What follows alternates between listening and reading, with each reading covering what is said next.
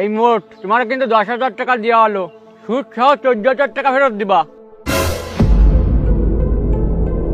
ভাই সুদ তো একটু বেশি হয়ে যাচ্ছে, আমি তো ভাবিলাম 12,000 টাকা দেবো।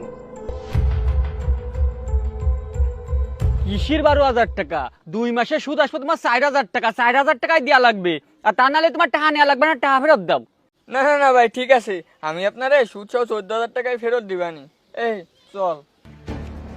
আলহামদুলিল্লাহ, এদিকে সুদের লাভ হচ্ছে 4,000 টাকা আর বাড়ি আছে 20 লাখ। যেভাবে হোক আমার 50 লাখ পুরানোই লাগবে, জমি কিনা লাগবে মেলা। আসসালামু আলাইকুম। ও ওয়ালাইকুম সালাম। হুজুর কিছু কবেন? ভাই আপনি মুসলমান না? তা আমার দেহে আপনার কি মনে হয়? দেখেন না পাঞ্জাবি ভরা টুপি ভরা, আমি মুসলমান।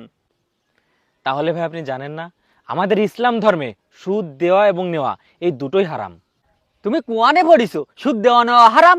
তাছাড়া ওরা আমার কাছ থেকে করে টাকা নিচ্ছে, তার বিনিময়ে কিছু টাকা লাভ দিচ্ছে, তাই খায় বলে আমি বাইচে রয়েছি। আবার তুমি সেই জিনিসটা হারাম বানাতে চলে আইছো। শোনেন ভাই, আমাদের প্রিয় নবী বলেছেন যে জাতির মধ্যে সুদ ছড়িয়ে পড়ে সেই জাতির মধ্যে দুঃখ দুর্দশা বাড়তেই থাকে। তিনি আরো বলেন আল্লাহ তাআলা সেই জাতিকে ধ্বংস করেন যারা সুদ গ্রহণকে বৈধ মনে করেন। শোনেন হুজুর, আমার এত হাদিস শোনায়